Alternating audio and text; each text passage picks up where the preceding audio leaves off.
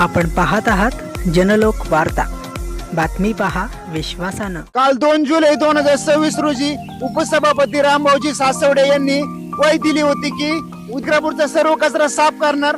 तर इथे काही उपस्थित आहेत, आपण त्यांना विचारूया की कचरा साफ झाला आहे की नाही। काल सांगितल्याप्रमाणे आज सकाळीच 7, 7:30 ते 8च्या दरम्यान 15 JCB याने पूर्ण शिखरापूर स्वच्छ करायचं काम चालू आहे। आता या ठिकाणी आपण पाहतोय, काल इथं खूप कचऱ्याचा ढीग होता, आज पूर्ण साफ झालेला आहे। भाऊसाहेब इथे उपस्थित आहेत। काल उपसभापती यांनी मला दिलेल्या सूचनानुसार आज शिक्रापूर गावामध्ये JCB व ट्रॅक्टर तसेच महिला कर्मचारी व ग्राम यांच्या मार्फत संपूर्ण गावामध्ये आम्ही ग्राम स्वच्छता अभियान आज राबवत आहोत।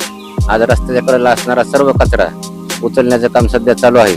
आज आणि उद्या 2 दिवसामध्ये गावामध्ये असणारा रस्त्याचा सर्व कचरा संपूर्णपणे उचलला जाईल।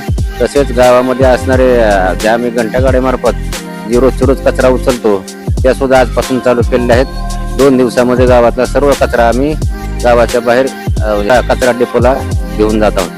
सकाळी 8 वाजल्यापासून या ठिकाणी उपसभापती रामभाऊ सासवडे व ग्रामपंचायतच्या मार्फत कचरा उचलण्याचं काम चालू आहे। गेली 5 वर्ष असणारा कचरा प्रश्न आज कुठे सुटताना दिसत आहे।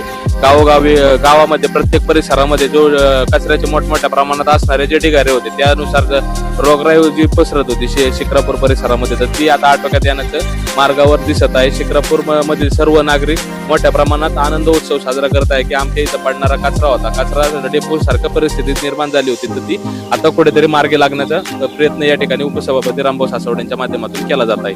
नागरिक इथे उपस्थित आहेत, तर त्या नागरिकांना काय त्रास होत होता ते आपण त्यांच्याकडून जाणून घेऊयात। अरे आम्ही इथून या शिक्रापूरला यायचं सारे नाक दाबून यायचं इथं।